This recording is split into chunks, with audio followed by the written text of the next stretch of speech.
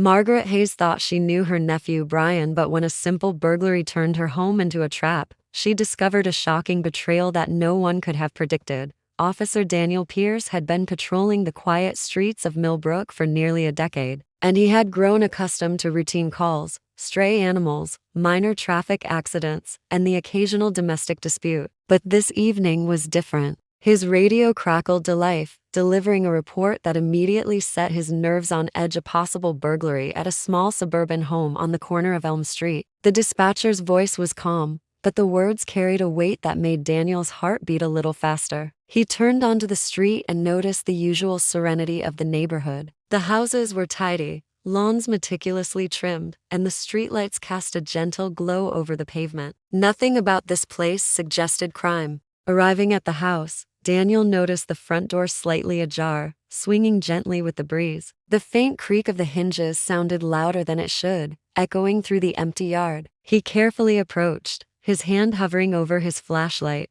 ready for whatever awaited inside. As he pushed the door open, the first thing he saw was the living room. The couch cushions were strewn across the floor, drawers were left open, and picture frames were tilted, some even broken. Valuable items that should have been in plain sight were gone. The scene was chaotic, yet oddly calculated, as if the intruder had been meticulous in their search. Daniel's eyes then landed on a small note placed on the kitchen table. It was written in messy, hurried handwriting. "Not everything is what it seems." The words seemed to hang in the air, heavier than any object in the room. He felt a chill run down his spine. The message was cryptic, almost taunting, as if the person who had entered wanted someone to find it. There were no fingerprints on the note, no signs of forced contact beyond the broken locks and disturbed furniture. The house appeared empty, but Daniel couldn't shake the feeling that someone or something was still present. He moved cautiously from room to room, scanning corners, cupboards, and even behind doors. There was no one,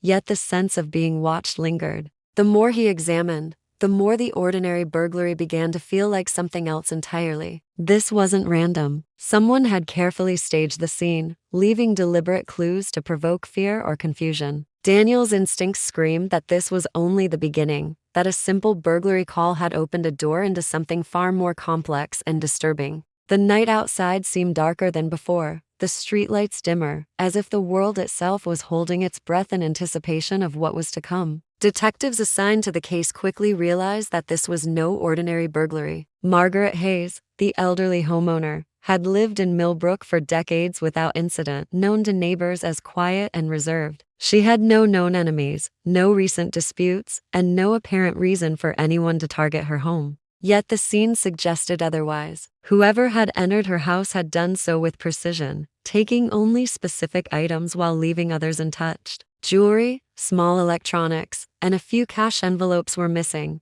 but family heirlooms and larger valuables were left in plain sight. The pattern seemed deliberate, almost symbolic, hinting at a message beyond mere theft. The initial review of security footage from a neighboring home offered little clarity. The camera captured a shadowy figure approaching the house, moving with careful, deliberate steps, but the footage cut off abruptly as the intruder crossed the threshold. It was as if the camera had been tampered with, or someone had known exactly where to avoid being recorded. Investigators scoured the neighborhood, checking cameras, speaking with neighbors, and examining local traffic footage, but every lead hit a dead end. No unusual cars, no strange visitors, nothing that could identify the person responsible. It was as if the intruder had disappeared into thin air after completing the break-in. Detectives began analyzing the note left in the kitchen, a chilling message that seemed to mock anyone trying to solve the crime. Handwriting experts examined the scrawl but found no matches in any databases. The paper and ink were ordinary,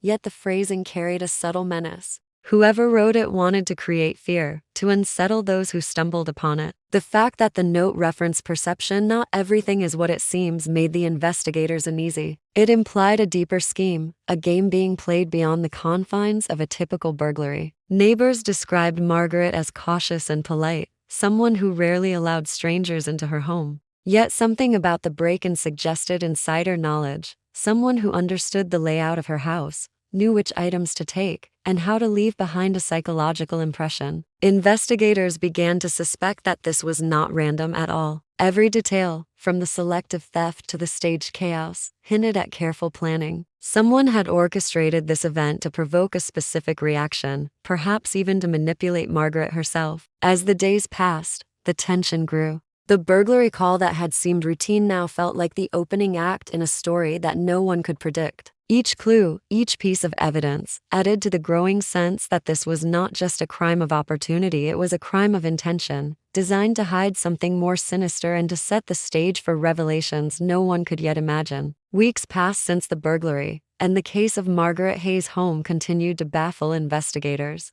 Just when it seemed the trail had gone cold, an unexpected development shook the entire investigation. Margaret was discovered alive, but in a condition that left detectives stunned. She had been locked in the attic of her own house, restrained but physically unharmed. How she had survived unnoticed in the home for weeks was a mystery in itself. There was no evidence of forced entry into the attic, and the door had been locked from the outside. The house showed no signs of anyone living there during that time, and yet she had been trapped inside alone, with only dim light filtering through a small window. Detectives immediately re-examined the scene, reviewing every photograph, note, and security clip multiple times. Something about the burglary scene that had initially seemed random now appeared staged. The broken locks, the scattered furniture, and the threatening note were all part of a calculated illusion. Whoever had orchestrated this was careful not to leave direct evidence pointing back to them. Subtle details previously overlooked now stood out. Shadows in security footage didn't line up with natural movement. Footprints in dust were too perfectly placed to be accidental. Someone with intimate knowledge of the house had manipulated the environment to mislead investigators. Attention turned toward those close to Margaret. Friends, neighbors, even family members became subjects of scrutiny. Investigators found that several visits Margaret had received in recent weeks coincided with strange activity in the house. Objects slightly moved, lights flickering at odd hours, and faint sounds reported by neighbors. It became increasingly clear that the person behind this was not an outsider. They were someone Margaret knew and trusted. The burglary, the note, and the staged chaos were all part of a psychological game designed to instill fear and confusion.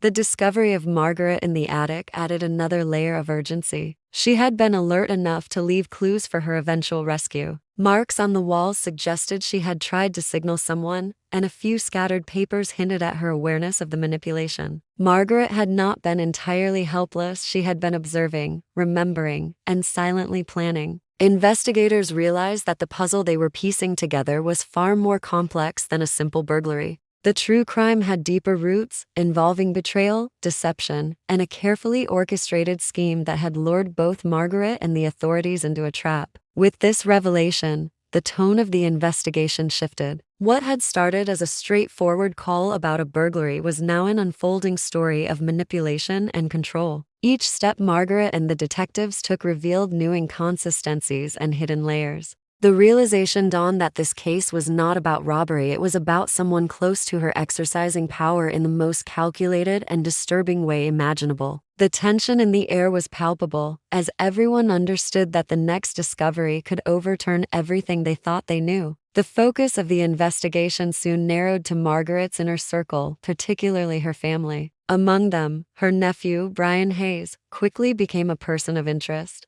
He had always struggled financially, often borrowing money and failing to repay it, but there had never been any indication that he was capable of violence or manipulation on such a sophisticated level. Yet, the more detectives examined the evidence, the more Brian's presence in Margaret's life became suspicious. His visits to her home were frequent, always under the guise of concern, but the timing of those visits coincided with unusual activity inside the house. A thorough search of Brian's apartment yielded shocking discoveries. Investigators found items that had been taken from Margaret's home, hidden away in carefully labeled boxes. Even more disturbing were the blueprints of the house and diagrams detailing the layout of every room, including the attic where Margaret had been trapped. Alongside the diagrams were notes mimicking the handwriting found on the threatening message in Margaret's kitchen. It became clear that Brian had orchestrated the burglary, carefully planning every step to create fear and confusion, but the motive went beyond mere theft. Evidence suggested that Brian intended to manipulate Margaret psychologically. He had studied the effects of fear and isolation, deliberately leaving signs that would suggest an unknown intruder rather than a family member.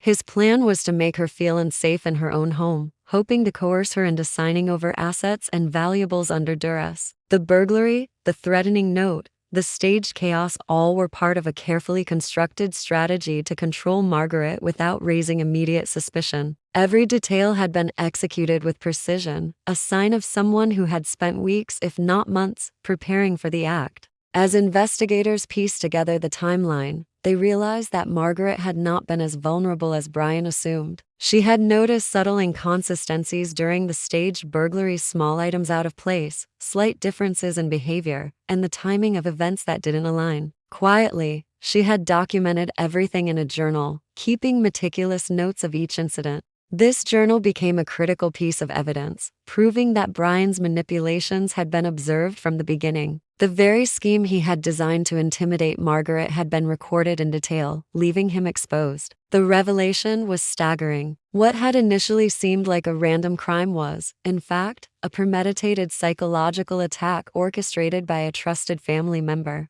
Brian's plan had relied on secrecy, fear, and the assumption that Margaret would be too frightened to act. Instead, her awareness and careful observation turned his scheme against him. Detectives understood that this case was not just about theft, it was about deception, betrayal, and a dangerous manipulation of trust, revealing a level of calculated malice that no one could have predicted. The final chapter of the investigation revealed the full extent of Brian Hayes' scheme, and the consequences of his miscalculation became shockingly clear. Margaret Hayes' quiet vigilance had turned his carefully plotted plan into a trap for him. Every attempt to intimidate or manipulate her had been noted, documented, and preserved in a way that left no room for doubt. Her journal detailed the sequence of events, observations of unusual behavior, and careful records of each staged burglary. Investigators pored over the pages, realizing that Margaret had not been a passive victim, but a silent strategist, patiently observing and gathering evidence against the very person she trusted most. Brian's scheme had been elaborate, extending beyond the initial burglary.